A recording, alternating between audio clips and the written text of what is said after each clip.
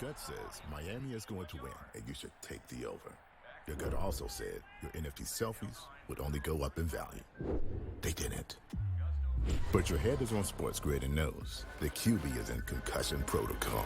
The backup has a 45 QBR against the zone coverage. The New York D has the most sacks in the league. So yeah, trust your head. It's smarter to be on SportsGrid. There is going to be an energy to game time decisions that you will feel night in and night out. We're going to go through every single thing, and I've got a great team behind me that's going to help me get the job done. I want this to be the place that people come to. We are going to hit every single one of those markets that you need to know about. There is not going to be a better place, I promise you, than Game Time Decisions. We will have everything at our disposal, and we will use that to our advantage. I'm Kevin Walsh. Tune into Game Time Decisions from 6 to 8 p.m. Eastern on SportsGrid.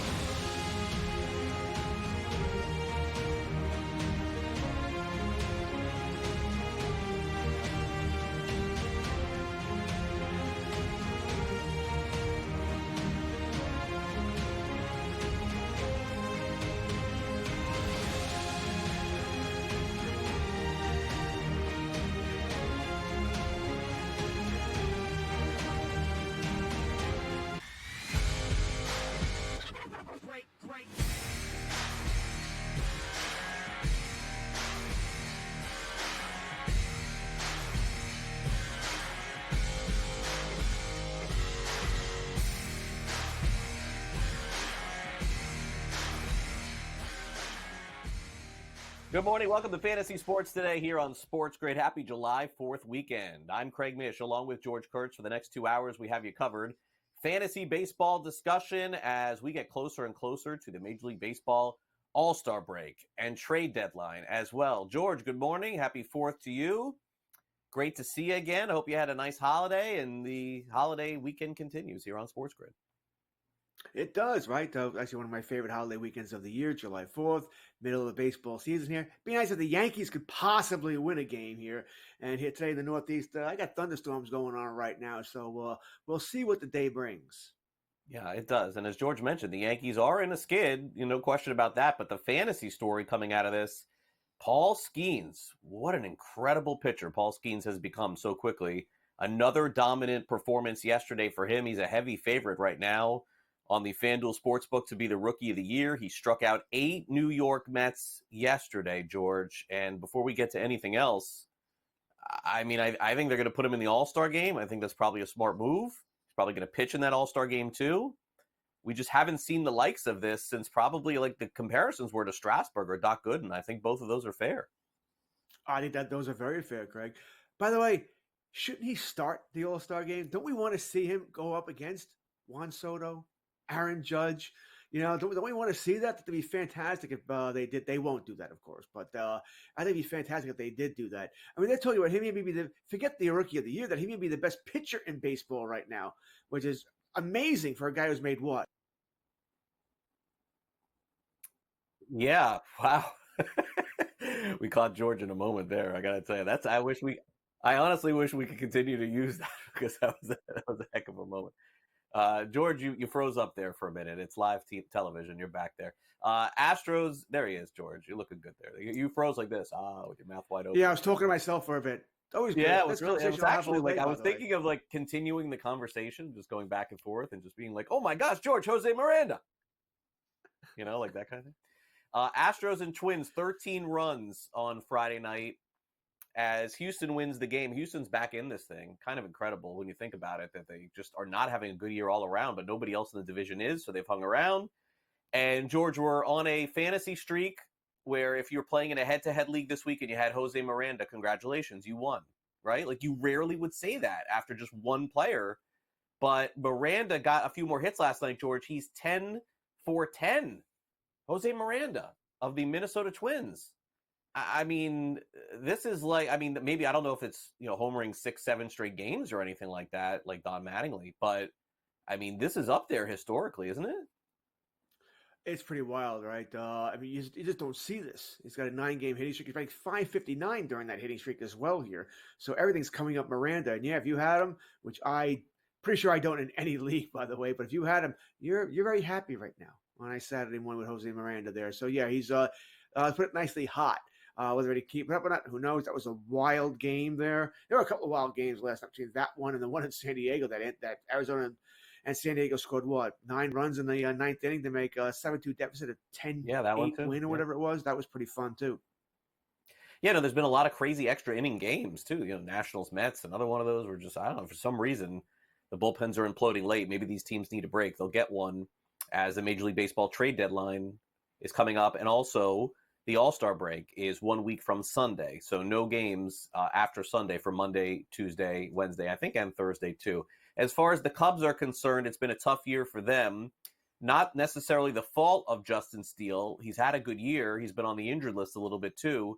But George, I don't think that you could have possibly predicted drafting Steele in fantasy as like your, I don't know, in a mixed league, your second or third best starter, probably most likely. He finally wins a game. His first one of the year. That's just crazy. Complete game, 2-hitter, 1 earned run, 2 walks, and 7 strikeouts. Steele's really good, George, but he's just got no help at all. No, he's been unlucky. He's actually pitched pretty solid here.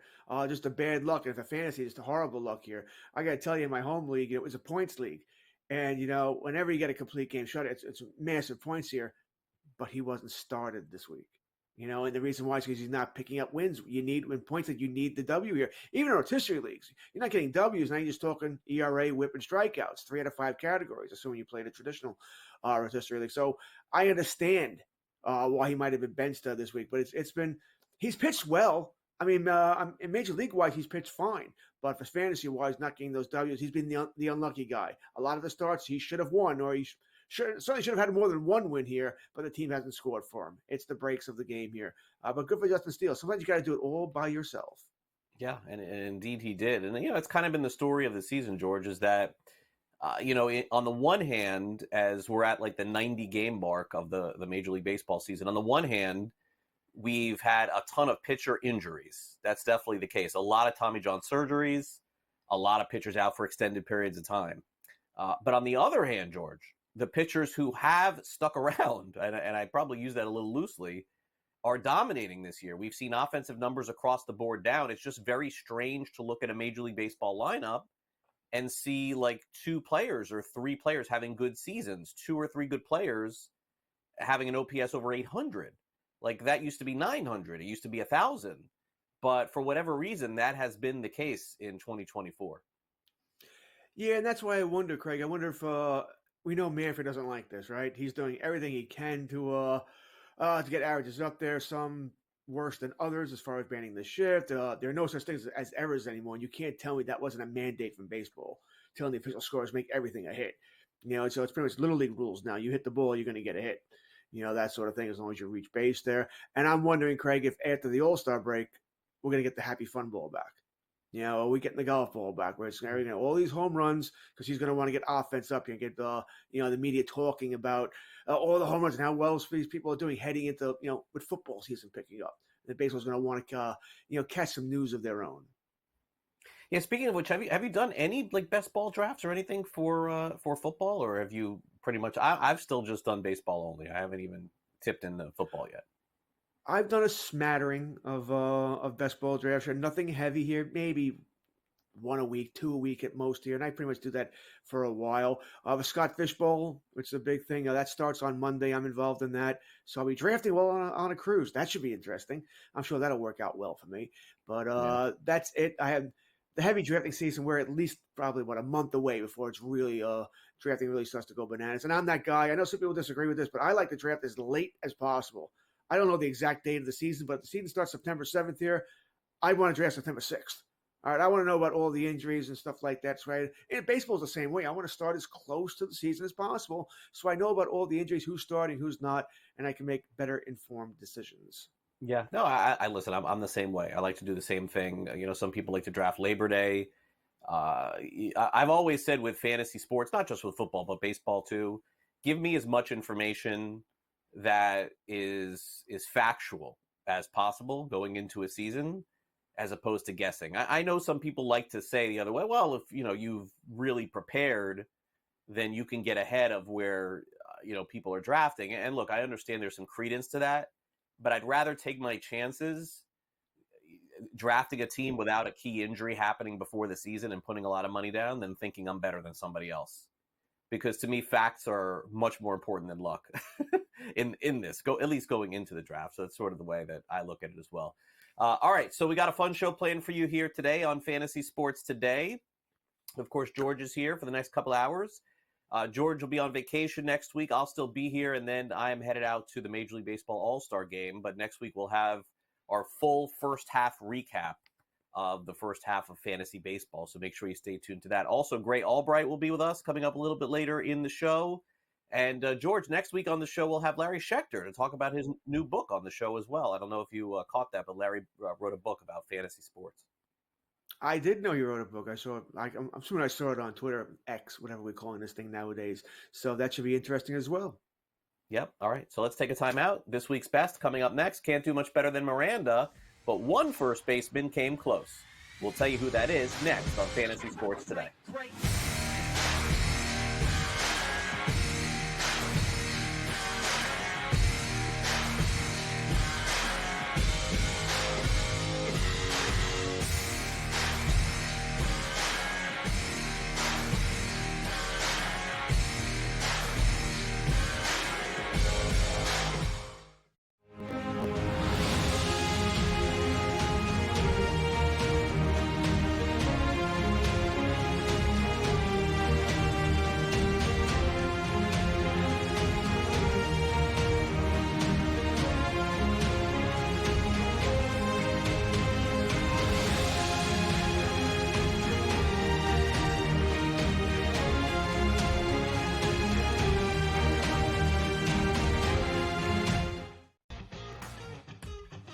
I think the one comparison that I'd like to make that reminds me of Tiger is Scotty's ability to make shots on a Sunday look like shots on a Thursday. And Tiger was so good at doing that too. In the high pressure leverage moments, he didn't lose a step. He was still able to hit it pin high. He's still knocking down flag sticks. He doesn't miss hit it. Only on SportsGrid. You went to Alberta and came back with a lot of different stories. I know that sports betting as a possibility, just like Ontario in 2022, we could see that. The other big topic was Alberta, because sure enough, we've heard lots and we've talked about it on here that a law was passed to allow the market to open up, and we were kind of waiting to see what was going to happen. Newswire, only on SportsGrid. Watch out for USA and Canada in 4 years. Cricket's going to be a sport that's growing. I made my first cricket bet last week or over the weekend. I was getting a team that was leading like 150 to 5 plus odds. I'm like, I'm up 150 points and I'm getting plus odds. Where do I sign? I love this cricket stuff. What are you kidding me? In-game live, prime time, only on SportsGrid. Great.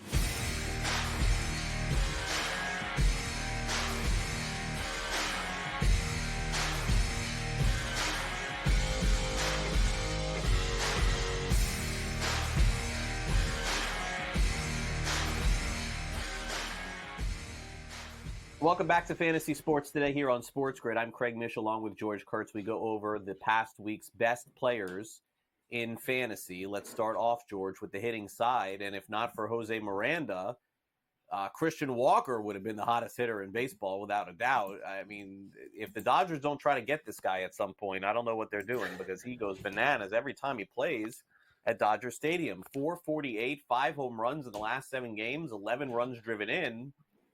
I guess Walker's just that kind of guy that gets hot and cold, but I mean, every time he goes to LA, we see this. Yeah, it was amazing. I mean, just amazing what he did at Dodger Stadium. You would have thought after a while they would have learned their lesson and maybe walked the guy. Yeah, I find this. I mean, I don't understand why managers let the hot guy keep beating your brains and over and over and over again. Craig, you already brought up last segment how teams aren't hitting, players aren't hitting this year. So why let the guy who is hitting beat you? Let Gurriel, who's ever hitting behind him, let him beat you. All right. Why let the guy who's got 19 home runs in 3 games against you just, I said, beat your brains in? I don't understand this. And we see it over and over and over again. I'm guessing it's an analytics thing where they don't want to put people on base, force the guy to beat you, but I just don't get it. I know if it's me, I'm not letting Aaron Judge beat me. I'm not letting someone like Walker, who's hot as all Hades, beat me. I'm not letting Miranda beat me today. All right? Someone else is beating me. Well, Walker's been beating the Dodgers, it seems like, for years. And look, the thing is, it's really hard to get a player like this in the same division from another team. So, but again, if I am the Dodgers, this is something that I'm trying to do over the next few years. Maybe it's not this year, next year, whatever. I got to remember that this guy just crushes us in LA. All right, let's go over to the second base position in fantasy. We head on over to the Washington Nationals. Luis Garcia, last 7 games, 417, 3 home runs, 7 runs driven in, a couple of stolen bases. The Nationals have had a really good offensive week. Seems to me they're slipping back a little bit in terms of contention, which isn't a huge surprise. They called up James Wood. That's been a positive for them, but Garcia has been their offensive standout. Yeah, I think the fact that they're slipping back, by the way, could be a good thing for the team. All right, because they're not ready to compete, right? They're not, I mean, maybe if everything goes right, you could possibly slip into a wild card, but that's unlikely here. So you're better off unloading what's not going to help you in the future. And we did hear this week that Finnegan is very likely to be on the market here at the deadline for a team that wants probably a top-notch setup, right? Not closing for a new team. Right. Garcia's been hot, playing very well here. Once again, am I somebody who I'm dying to add to my team? Depends what I need here. Once again, I generally do need bases, so I might be interested in that. Might need that middle infielder there. Second base is not the strongest position in fantasy, so I can see him being picked up. All right, now let's move over to the pitching side and a couple of pitchers that, are really having good seasons when you think about it overall, especially this first one, George, out of nowhere. Every week we're sort of waiting for Jake Irvin of the Washington Nationals to come back to earth. He never does. 14 innings pitched, 1 earned run, 13 strikeouts, and 4 walks. One of those players where he's going to be an intriguing name for the second half of the season and even into next year, because we're still going to have this belief that what we're seeing is not legit. But the guy is putting together a really good year for Washington. He's been fantastic in a pitcher's ballpark. I do think sort of what you're hinting there, what you said, I think he's a sell high. I said if I had him, I'm probably looking to move him before maybe the bottom falls out here. Plus, if Washington does trade things away, maybe W's are harder to come by in the second half. So it's something I'll be considering. But no doubt he's been a surprise, a pleasant surprise, right? Generally surprises are more than negative, but he's been a pleasant surprise this year for Washington. But I have trouble with one-year wonders. I do. In season or even next season, even if he continues this, I need to see you do it again before I believe. Yeah, and speaking of, again, Colin Ray has been doing it, George, for a decade now. He's played on a lot of different teams, but you get to Milwaukee and all of a sudden you become an ace. The Brewers have been starting Colin Ray. I don't know how long this is going to last, George, because they just acquired Aaron Savali, but they've used 16 different starting pitchers this season, so Savali will be 17. 12 innings pitched, 2 earned runs, 12 strikeouts, 2 walks. Not the pitcher that I want to pitch every week in fantasy, but maybe a streaming option for me. I think it's more of a credit, though, George, to whoever the Brewers start seems to be viable. I couldn't agree more. It's been amazing what they've done. Absolutely amazing. They have turned, I don't know, water into wine, whatever you want to call it. But because I thought coming into the season, all right, you don't have Woodruff. You traded Burns away. You got Peralta, nice, but that was it. It was going to be a trying season for Milwaukee. If they didn't hit, they were going to have a struggle mightily. I never thought they'd be in first place at this point, especially to have the big lead they do. So I think it's been a really a compliment to the maybe the pitching coach, maybe how they go about things, but their entire pitching staff has pitched much better than I thought. They've been hitting better than I thought they would as well. That's the reason why Milwaukee is where they are. Yeah, and I guess, George, the question is when you look at the Brewers, and they've surprised a lot of people. Most people predicted them, George, to finish last, by the way. Last in the National League Central. They're in first. Do you think that holds for the rest of the year? Because, I think that you mentioned Washington. I think that Milwaukee gets to the next couple of weeks, trade deadlines here. I don't see the Brewers doing that much. Well, we know they're not going to do I think they'll do something, but it won't be major, right? I don't think it'll be major. I guess their addition could be Devin Williams returning, right? They'll get their closer back, put McGill in a setup role. I guess they'll try and sell that. They'll make small moves. That's what they do. All right. Do I think they'll hold on here? St. Louis could make a bigger move. I mean, I picked the Reds to win the division preseason, so they're playing better now. But I wonder this, which one of these teams will the Reds buy in? You know what I mean? Will they make the big move? The Cubs might sell away, right? So they're pretty much done. And Pittsburgh, I think Pittsburgh's one of those teams. I think they know they're not going to win the World Series, but they would like to make the playoffs. So I can see them doing small moves as well here, although losing Jared Jones to the lat injury for, I would think, at least a month, if not more, is a blow to that pitching staff in that organization. Yeah, that was a critical injury to the Pirates. Probably something else we should mention here on the show. Jones going to be out, as George said, weeks, hopefully not months. All right, coming up next, it's time to dive back into our weekly performers in fantasy baseball. But up next, we go from the good to the bad. And man, the Atlanta Braves have had that list of bad pretty much over the course of the whole season. So someone's going to make the list. It seems like, again, this week we'll go over that as well. Plus, we cover this afternoon's games, some strikeout props, and a whole lot more. You're watching Fantasy Sports today here on SportsGrid every Saturday morning with George and I from 9 a.m. to 11 a.m. Eastern. We'll take a quick break and be back with more right after this break. Don't go away. Break.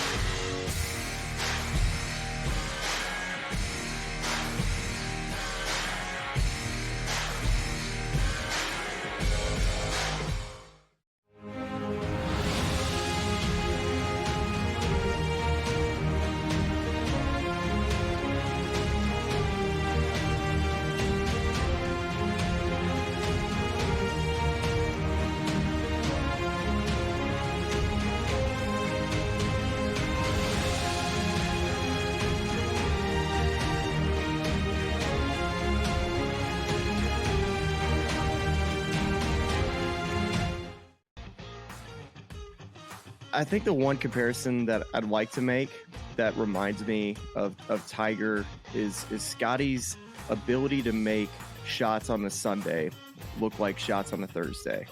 And Tiger was so good at doing that too. In the high pressure leverage moments, he didn't lose a step. He was still able to hit it pin high. He's still knocking down flag sticks. He doesn't miss hit it. Only on SportsGrid. You went to Alberta and came back with a lot of different stories. I know that sports betting as a possibility, just like Ontario in 2022, we could see that. The other big topic was Alberta, because sure enough, we've heard lots, and we've talked about it on here, that a law was passed to allow the market to open up, and we were kind of waiting to see what was going to happen. Newswire, only on SportsGrid. Watch out for USA and Canada in 4 years.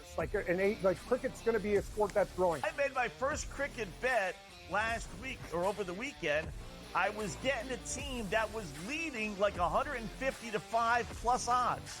I'm like, I'm up 150 points and I'm getting plus odds? Where do I sign? I love this cricket stuff. What are you kidding me? In-game live, prime time, only on SportsGrid. Break.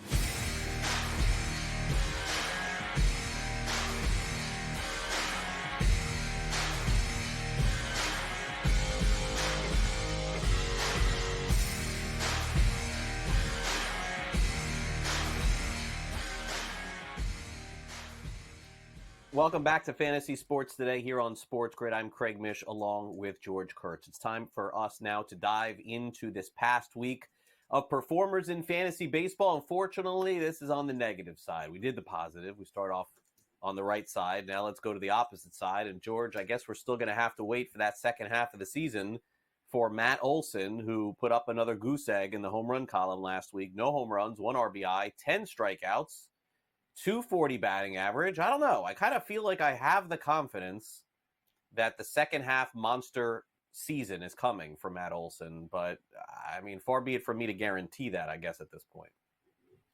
Yeah, I'm not guaranteeing anything. We were talking about Christian Walker earlier in the show. I'm thinking that could be a league winner. He could be a league winner because you got him later in your draft and the season he's having. Olson, however, is on the opposite end of that scale. It could be a first-round pick, certainly no later than the second round here, and he's not doing the job you need him to do. Could he pick it up in the second half? Absolutely. And that's really what we're looking for now, by the way. What you've done now in the first 90 games no longer matters. What are you going to do in the next 72? That's all I care about now. That's where the projections come in here. Do I think I think he'll do better? Do I think he's going to be put up the numbers that we would have liked for a second-round pick? I don't know about that. I just don't know. It just may not be his year. For whatever reason, it may not be his year. Maybe there's an injury he has that we don't know about here. But bottom line is this. If someone's trading him and you're trading him for less than 100 for 100 cents on a dollar, I'll buy. I'll take a shot. I'm not willing to give up completely yet. I don't think he's going to be terrible, but I don't know if he's going to be that guy we thought he'd be at draft time either. Yeah, and it's not just Olson, and maybe that's some deeper dive that we need to take a look into, because as we talk about the next player, we'll talk about their team too. But the Braves, generally speaking, outside of Ozuna, consistently have not been the offensive team that we thought that they would be this past season, and the same goes for the Texas Rangers. So Jonah Heim, who was one of the top catchers taken in fantasy, because again, potential for 20 home runs and potential young player. I mean, George, I know he's missed a little time, but 7 home runs on the season. Last week, no home runs, 5 strikeouts. What do you make of Heim on Texas? And that team just in general has sort of dried up as far as the offense is concerned. I think the Rangers went into the season not worried about the pitching and were just like, all right, we'll just hit our way like we did last year. It hasn't happened this year at all. Yeah, you sort of stole my thunder there. I was going to say it's a team-wide mallet. All right? I mean, it's not just time. You go up and up down this lineup here. They're not hitting. They won last night. They won 3-0. Lorenzen actually pitched great. So they're not hitting for whatever reason. That's been a concern. I hate the catching position. I truly do. I'm one of those guys during a draft. I'm not drafting catchers anytime soon. All right, I'll wait forever. And I dislike leagues immensely that start 2 catchers. I think that's just silly. Right. In this day and age. We don't have 12. Well, that's 24. It's just a complete joke. So I think you could survive. I mean, Hines been disappointing. Probably was in that 8 to 12 range here that he drafted him, but he hasn't put up the numbers here for whatever reason. But we can go on and catch this over and over and over again who haven't put up those numbers. So you should have been okay. You should have also moved on by now. But I also see in the leagues, by the way, people keep claiming Hines, right? Keep hoping that he's going to figure it out. Right now, not so much. Yeah, and by the way, if you look at his stats as compared to most of the catchers in baseball, they're pretty much average. Like, they're not below average. That's how bad the catching position has been in fantasy. But Heim's going to have a big second half if he wants to repeat his numbers from last year. Framber Valdez, his numbers are up in terms of on the negative from last year. I don't know, George. I'm not overly concerned. I know he had a hiccup injury at the beginning of the season. His ERA is still under 4. He's probably not delivering what you thought he was going to deliver this season. But that being said, I'm not jumping ship here. I could see him being just fine. I am jumping ship. I've said many times, I don't think he's been the same pitcher since he threw the no-hitter last year. Said it last year. He didn't look good in the second half. I don't think it had anything to do with the no-hitter, by the way. I think that's just a benchmark of when he did it. It wasn't like he threw 140 pitches or anything like that. So it shouldn't have been that bad, but he just hasn't looked the same to me. Hasn't been the same pitcher. I don't know why. I don't know what the reason is. Obviously, had a full-off season. Maybe teams just caught up to him. It could be a million reasons here, but I didn't draft him anywhere because he was going too early from what I liked. And I said I thought I noticed this last year, not just this year. So I don't have him anywhere, and I don't want him. That's the bottom line is he can be someone else's problem. He's still solid, as you're saying. He's just not the guy he used to be, in my opinion. No, he doesn't look like it. We got 20 seconds to go. Marcus Stroman, anything on him, George, you want to add? You've watched his starts, I'm sure.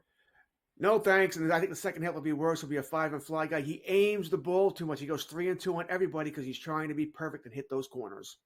All right, we'll take a break. We'll hit the waiver wire next for this week in fantasy baseball. Don't go away. George and I'll be right back.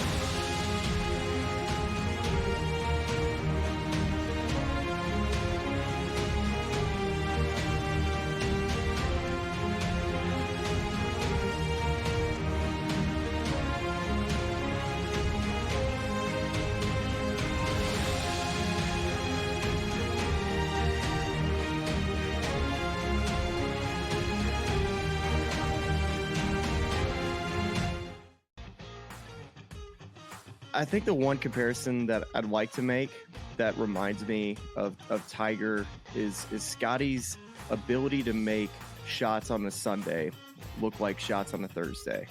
And Tiger was so good at doing that too. In the high pressure leverage moments, he didn't lose a step. You know, he was still able to hit it pin high. He's still knocking down flag sticks. He doesn't miss-hit it. Only on SportsGrid.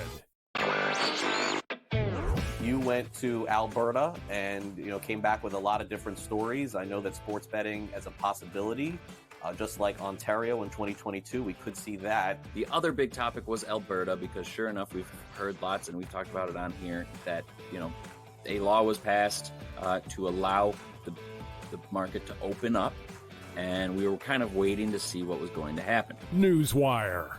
Only on SportsGrid. Watch out for USA and Canada in 4 years. Cricket's going to be a sport that's growing. I made my first cricket bet last week or over the weekend. I was getting a team that was leading like 150 to 5 plus odds.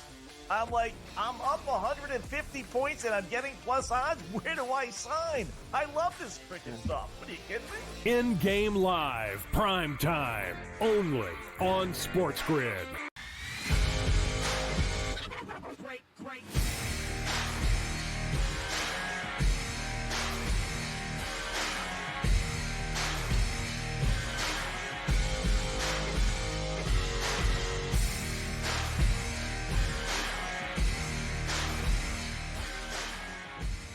Welcome back to Fantasy Sports Day. It's time to hit the waiver wire. We'll take a look at some hitters maybe you want to pick up in fantasy. George and I will weigh in as to whether or not you want to grab them.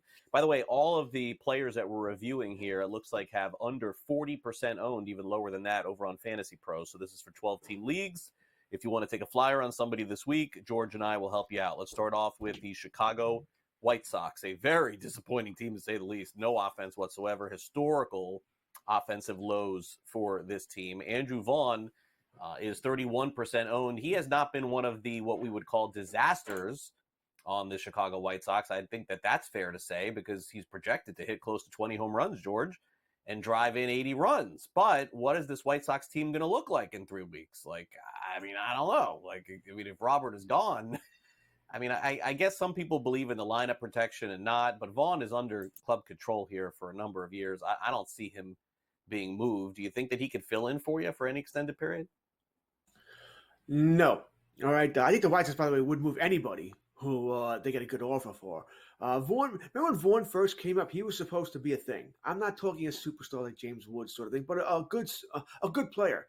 Hasn't quite reached those levels. I don't know if it's his fault. Maybe it's the team's fault around him and all that. Gets hurt from time to time. But you said it. I don't know if Luis Robert's going to be there. Philadelphia can make a strong push for him, so could several other teams. I think they would trade Eloy Jimenez for your golf clubs, by the way, if they get anybody taking him. But all those injuries he gets, the man has immense talent, but can't stay healthy here. Tommy Pham is almost certainly gone. All right, yeah. Benintendi, they would love to get rid of, but there's no way they're getting rid of that contract here. No. So I think they will move on from just about anybody there, which brings, even if one stays, I love the ballpark. Who's he driving in? And I do believe in lineup protection, by the way. Some teams don't, because they still pitch the guys, which are idiotic in my opinion. But I just don't know what it'll be. I don't know who he's driving in. Yeah. No, look, you probably can find somebody less percent owned that stands to get more playing time based on trades. And it's hard to project, but you could do it. In Miami, Josh Bell was traded to the Marlins last year, and he put the Marlins on his back along with Jake Berger and some other players. And they made the playoffs. Bell had the best 2-month run of his career, I guess, since Pittsburgh, George. And so he opted into his contract. And I guess this is why, because he has had a very, very bad year. 69 strikeouts, 8 home runs, 229. He is, I don't think he got a hit. I haven't seen him get a hit this week. I like this guy, George. He's a real nice guy, and I certainly hope he does well. But the course of Bell's career, George, whether you look in Pittsburgh or you look at Washington, San Diego, Miami, anywhere else, it's a 5-6 month season. And for 2 months, Josh Bell's the hottest hitter on the planet. And the rest of the season, he's not. And then that's what the numbers look like. Is he going to get hot at all this year? He's been hot for like a week. He's a tease. He's just a tease. We expect more out of him. I know I do. As a Yankee fan, I go, he'd always be a good Yankee, and it's because I would like him on the team. And he never quite performs. Right? It looks good. He looks like he should be a good ball player, and he just never quite performs. And we're always hoping this, as you said, this will be the week, this will be the month where he just goes on a tear. And we know Miami pitchers ballpark there, so that's a problem as well. They will also trade whatever they can, I imagine, at the deadline. So that lineup could be weaker as well. Like I said, I feel, because I know I like the guy, but no, it's not something I'm looking to acquire. What am I? Because all you're living on is hope now. You already said you hope you find him when he goes on that streak. I don't know what's happening. So no, he's not going to be a guy I want on my team. Yeah, I mean, he was fantastic in August and September for the Marlins last year. So, but it hasn't done it this year at all. All right, another player who I think, George, we probably would have looked at a couple of years ago and said, like, Chase Utley, right? Like, this is the next great offensive second baseman in baseball. Brandon Lau for the Tampa Bay Rays, 8 home runs, 25 runs driven in. I mean, no one's buying anymore on him. 13% owned in fantasy baseball. I mean, this is a guy, I believe, if I'm not mistaken, had 30 home runs in a baseball season before, but has had some health issues also as well. I think that's fair to say, but throwing a Chase Utley on him at this stage is not going to happen. No, but he's been hot right now, right? Actually, the entire Tampa Bay team has figured it out, all right, because Rosarena's hitting. So, I mean, I think it's your last line that you said there, because I'm sort of willing to buy in here if I need the power from middle infield. He's not going to steal you any bases there, but he's had health problems. And there's always little things that are keeping him out of the line. That drives me more insane than a guy who's out 3 weeks, by the way. All right, you're out 3 weeks, you're on the IL, I can replace you. You're out 2-3 games here, 2 games here, 4 games there. That drives me insane because I can't replace it, especially in a weekly lineup league. So that really makes me angry. It's my only negative about Lowe, because I think he's hitting now. The entire Tampa Bay's hitting. I want him on my team, actually, while it's going well here. So I think I'm going to want him on my team the next 3 months? Probably not. But right now, I do. Yeah, he's hot. Play him in DFS as well. All right, Nolan Schanuel for the Los Angeles Angels. I mean, this is kind of what they expected, I think. So I can't say it's been a hugely disappointing season, because a rookie hitting 15 home runs in fantasy this year is actually a lot. Like, when you look at the offensive landscape, 5% owned in fantasy. Angels are dreadful. They have not put together any streak at all this year, George, whatsoever. You know, Trout is coming back. I don't know what for. I really would hope they would trade him, although we don't really hear a lot about that. But Schanuel, what I could say about him, George, is he's probably going to play, with health every game the rest of the season at first base. All right. As for, I don't want anybody on the Angels. All right. And this is not a negative against Schanuel, by the way, because what you said is true. So rookie going to hit 15 home runs. It's a good start to your major league career. All right. Great. Good for you. They're going to dump anybody they can, too. This is an organization that's just a complete mess. I mean, a complete mess. So, no, I'll pass on Schanuel. Good luck to your career. I'm sure you'll do well here, but I want nothing to do with you or really any other halo on my fantasy team. Yeah, and this is a little surprising that James Wood is still only 50% owned in fantasy leagues. I mean, anywhere that I play or I've seen, he's been grabbed. And I know he changed his number. That was the big news this week. He changed his number on the back of his jersey.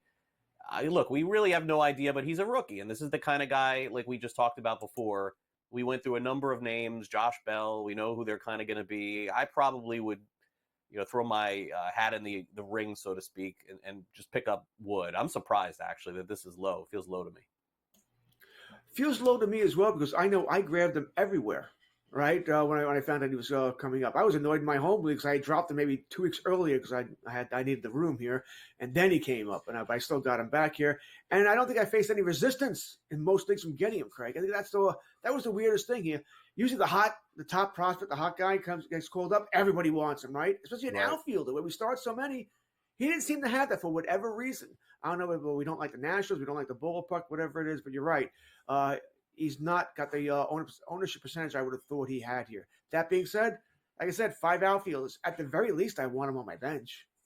Yeah, no, I would agree. I'm very surprised. I mean, maybe what has happened is that we haven't got the accrued numbers over the course of the week, and this is an earlier number, but I would imagine that number's got to be 75, 80% in fantasy leagues. I mean, this is one of the top offensive prospects in all of baseball. But George, I think that it goes without saying that a lot of the discussion that we're having now about adding or dropping players is based around what we think is going to happen in a couple of weeks. Do you feel like this is going to be an active trade deadline coming up? Define active. You know what I mean? We took big names going left and right. Outside of Louis Robert, someone like that. The Mets are the weird team, right? They're not playing well again. All right. So does that put some of their players on the market? Could Pete Alonso be dealt? Could JD Martinez be dealt? Guys like that. So there are so many teams in it, Craig. We need teams to sort of declare what they're going to do with them in the next 3 weeks. I think like most deadlines, it'll be, I don't want to say a dud, but how about disappointing? Just the way we always get, oh my God, we're going to get all these trades, and then we don't. We get a whole bunch of minor deals here, for, fantasy wise, for more reserve players or middle infielders than, top-notch starters. Yeah, we do. All right, let's take a quick time out here on Fantasy Sports Today. Coming up next, it's time for us to go over some of the pitchers in fantasy baseball that you may want to add. We'll do it next. Great.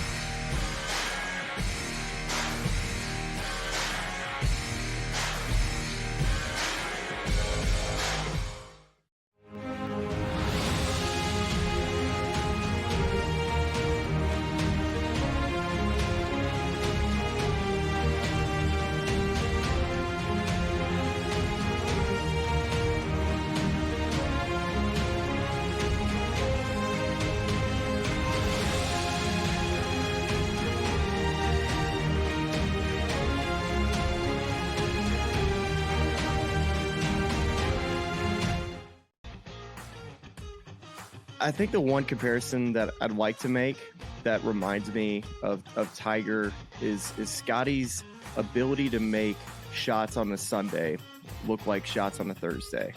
And Tiger was so good at doing that too. In the high pressure leverage moments, he didn't lose a step.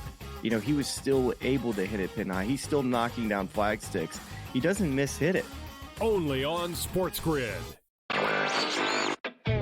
You went to Alberta and came back with a lot of different stories. I know that sports betting as a possibility, just like Ontario in 2022, we could see that. The other big topic was Alberta, because sure enough, we've heard lots, and we've talked about it on here, that a law was passed to allow the market to open up, and we were kind of waiting to see what was going to happen. Newswire, only on SportsGrid.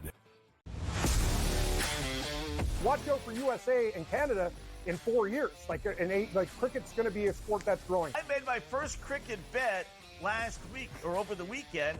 I was getting a team that was leading like 150 to 5 plus odds.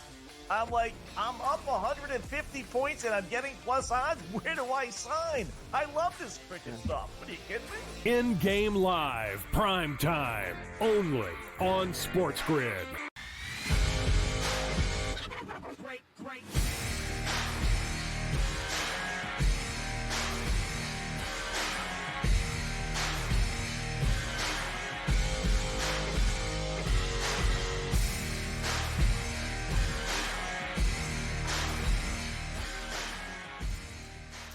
All right, welcome back to Fantasy Sports Today here on SportsGrid. We'll hit the waiver wire, and we take a look at now, George, some pitchers in fantasy as we wrap up this first hour of our show. And again, taking a look at players who are less than 50% owned over on Fantasy Pros. We start off with one of the huge surprises in the American League this year. I mean, Ben Lively was a top prospect once upon a time, George, but never figured it out with the Cincinnati Reds, as you see there.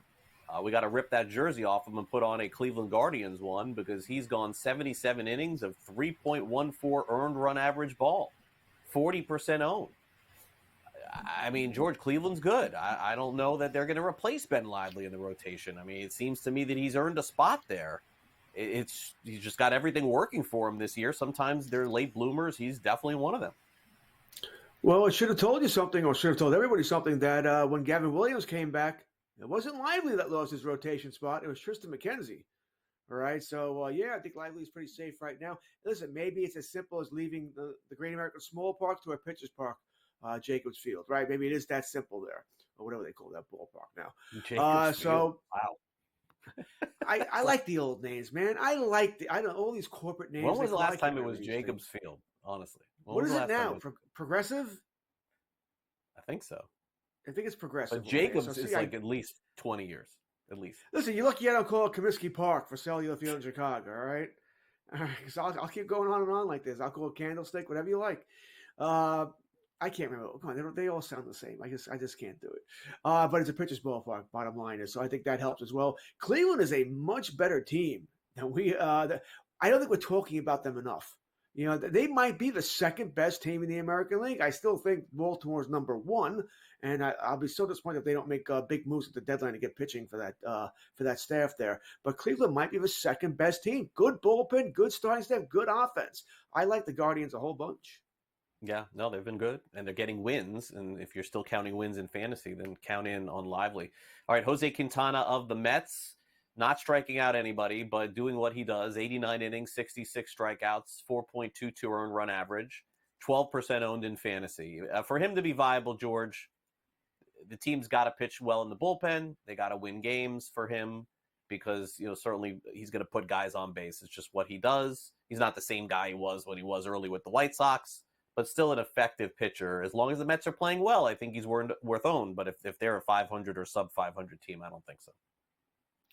No, it's tough to have a guy like this because he needs to be perfect, right? He needs to be hitting his corners, needs to be throwing strikes. And he does put people on base, which is dangerous for a soft thrower, all right? Especially in this day and age where the ball flies out of the ballpark here because everyone's trying to hit home runs of a launch angle and everything else. So, no, he's not someone I'm looking for. He's not. In my mind, he's a 4 or 5 starter on a Major League Baseball team in innings. You hope he goes each innings. You need guys like that can keep you in games. Pretty much get you what's considered a quality start nowadays, right? 6 innings, 3 runs, which is a joke for me because it's 4.5 ERA. I don't know how that's a quality start, but so it is what it is. But I don't want him. No, you may have no choice because you may not be able to do any better or any worse for that matter. But not someone I'm looking to get on my team.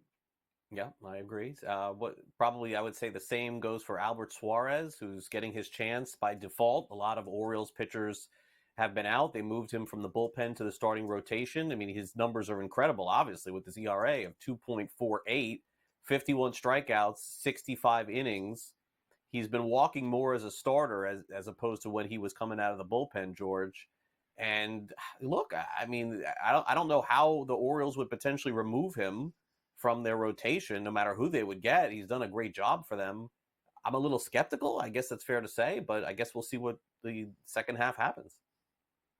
Yeah, Kramer came back. They took Povich out. Suarez pitched last night, pitched well. I know it was against Oakland, but Oakland's not devoid of offense, by the way. With Rooker, Langeliers, Gilov has had a nice resurgence here.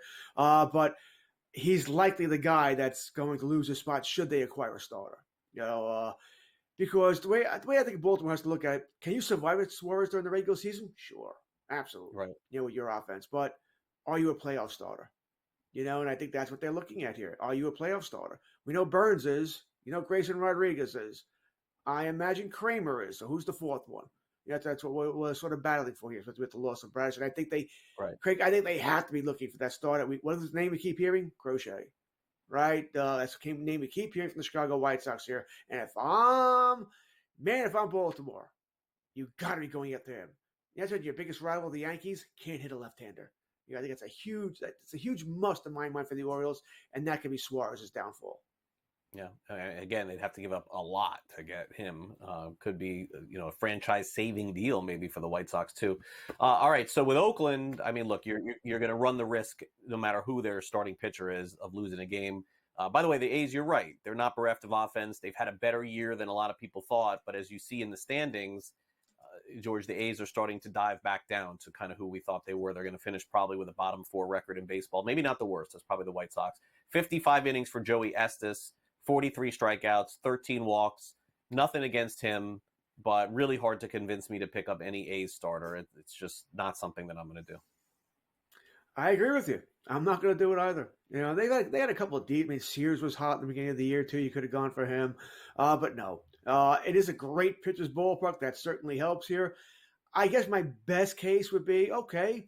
Matchup guy, 2-start week. Okay, maybe you can convince me if I have garbage, if I have guys going in Colorado, maybe I'm just throwing out something there where I could see myself picking him up. But do I want him in, week out, start in, start out? No. The matches would have to be perfect. I mean, perfect for me to start him. And it's just a guy like I said, I think he'd be a 1-week starter for me, Craig, and then right back on the waiver wire.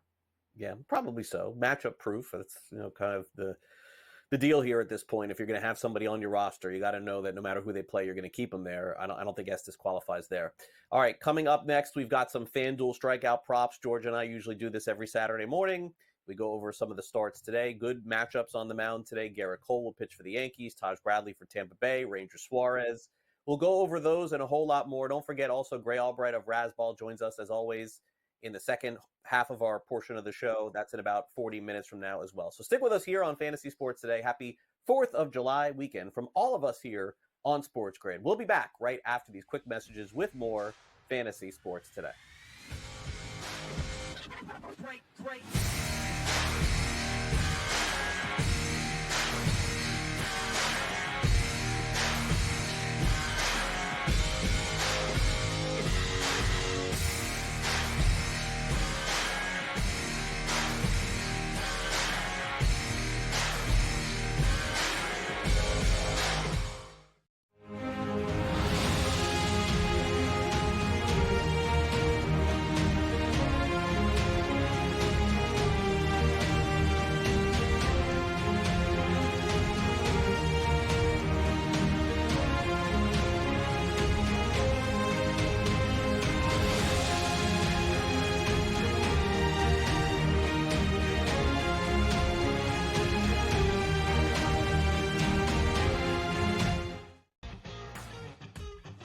I think the one comparison that I'd like to make that reminds me of Tiger is Scotty's ability to make shots on a Sunday look like shots on a Thursday.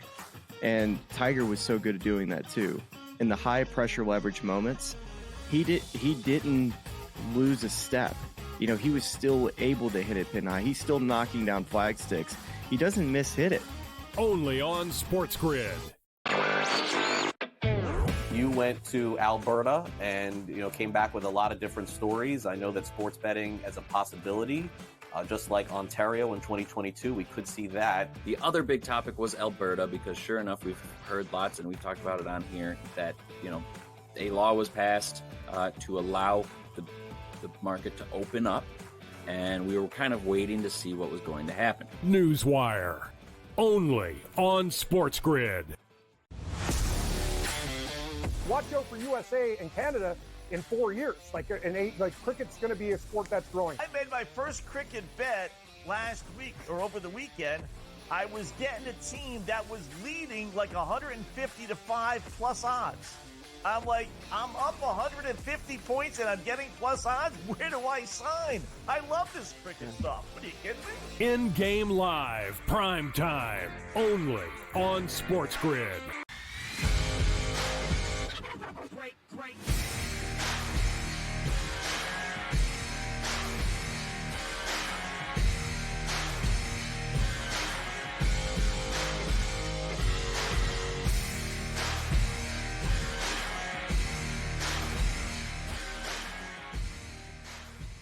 Welcome back to Fantasy Sports Today here on SportsGrid. George, let's take a look at some strikeout props. Garrett Cole of the New York Yankees. Let's start there. 6.5 strikeouts against the Boston Red Sox. The over is plus 120. The under is minus 154. I know you love matchups like this, George. Yankees, Red Sox. Who you got today? Do you got Cole going over or under? Just a matter of how far into the game is he going to go, right? Last night, another devastating loss for the Yankees. They're finding new and fun ways to lose games and really drive me completely insane. Had somebody on Twitter last night actually make a joke about calling the local police to check on me to make sure I was okay. Probably a good thing. I think I was out in my backyard muttering to myself there. Muttering? muttering. It's a nice little word for you. I have a bad feeling about this. Maybe it's the Yankee fan in me. Maybe it's that. I just don't think he's going to get it. I just don't. I think they're going to run all over Trevino today. I think he's going to be the catcher because so well started last night, day game after night game thing. I think it's going to drive his pitch count way up there. I'm not feeling good things about today's game. I'm just not. So I'm going to say no. Sorry, George. All right, minus 154 on the under. Okay, let's move over to the Tampa Bay Rays. We got Taj Bradley. He's been fantastic for Tampa Bay. He takes on Texas.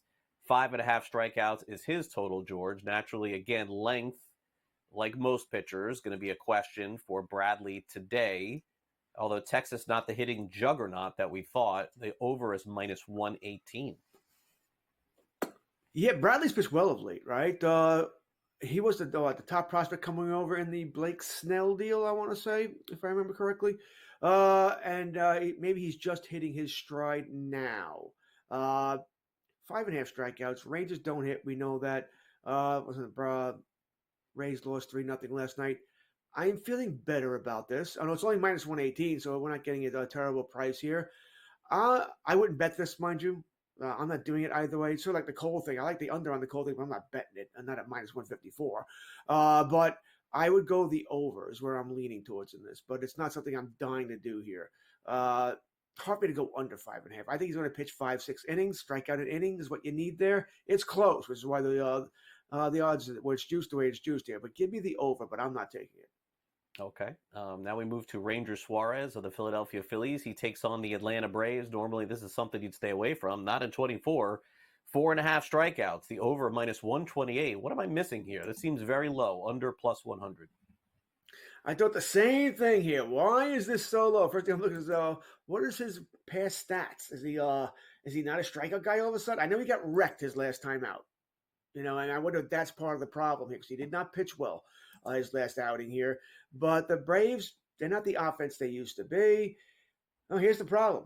His last 3 starts, if he hasn't reached this, 0-4-4. And he did reach it. He's been about 50-50 over his last 8 starts. So I understand why they're a little hesitant here. That being said, I got to think he rebounds and gets this. I have to think that. So I'm going to go the over here. But once again, this is probably my favorite so far, but I doubt I'm going to bet this either. All right, let's go through real quick. Mackenzie Gore against the Cardinals, 5.5 strikeouts, 148 on the over there. So heavy lean there. And let's flip over to our final one here as well. We got Seth Lugo, who's been awesome this season. My gosh, has he been awesome at the Rockies. 5.5 strikeouts, minus 115 on the over. You asked me my favorite, George. I don't care if it's at altitude. It may be this one. Yeah, me too. I was thinking the same thing. That just became my favorite and my easy favorite here. Lugo is going to be a top 5 Cy Young guy. Who had money on that? Forget winning it. No one would have had top 5 for this guy. And right now he's likely in the top 5 for the American League Cy Young Award winner. I mean, just a great, great season and helping Kansas City possibly make the playoffs there. Good for him. Good for the Royals there. But yes, this is my favorite as well. Gore, I don't mind either. The problem with Gore was I'm not laying that price. All right, I'm not going to lay the minus 148 for it. Yeah. All right, coming up in hour 2, George and I will be right back. That's in just a couple of minutes. We've got our bounce or bust candidates for the second half of the fantasy baseball season. We take a look at the National League Cy Young race. Also, Gray Albright joins the show. Fantasy or reality and the SportsGrid 60. That's what we're talking about here on our show. All right, so let's take one quick timeout here on FST. Back on the other side, George and I get right back into it as we dive into bounce or bust hitters in fantasy baseball, meaning you had them in the first half. They were busts. Can they bounce back? We'll touch on that next here on this July 4th weekend edition of Fantasy Sports Today on SportsGrid. And we'll be right back.